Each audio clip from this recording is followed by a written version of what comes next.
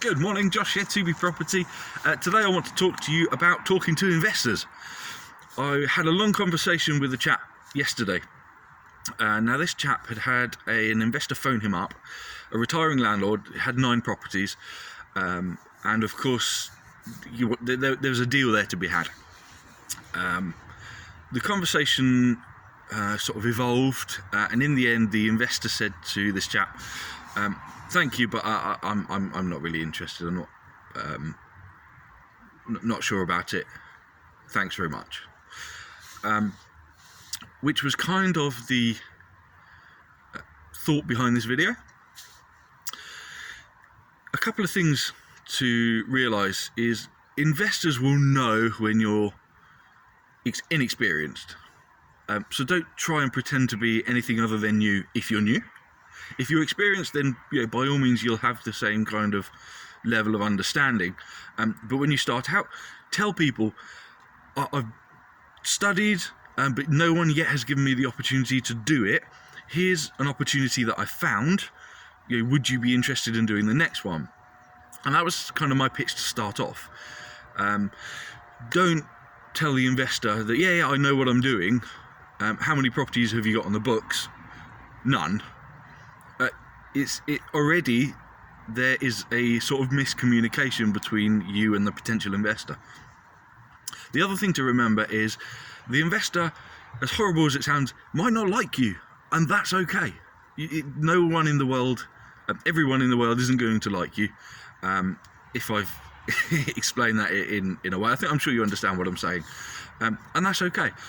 It also may be that the investor's not motivated enough at that point to give you 9 properties to manage. It might be nothing to do with you or your pitch.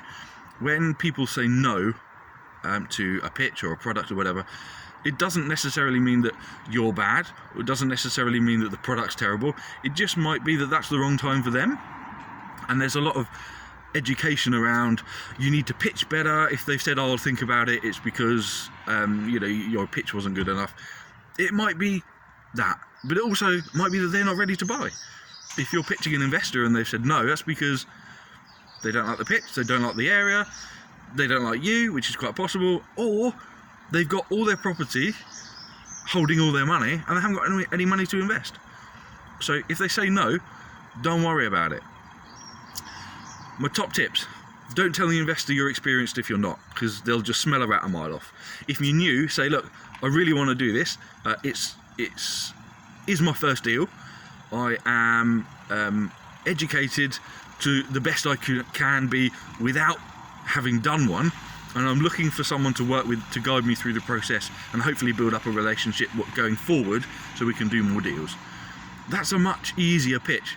They'll understand straight away that you've done education, or courses or whatever to get you to so far, and then it will take the right person and the good conversation to go, hey, look, I've done some stuff, but I need to actually buy a house with someone to develop this further. Can you give me that chance? And that's a very different pitch. So I hope that is clear enough to give you a little bit of thought around how you speak to investors and what you say. My top tip is just be genuine, be who you are, and if they're not prepared to take a risk on someone that's new, then you can't work with them yet. It's really that simple. So if you have any questions, stick them in the box below. If I can possibly manage it with my limited tech, I will put some extra videos around the screen, which I've seen other people do when they do this weird internet thing. I hope that's helpful. If you've got any other questions or you want any other videos, just send me a message.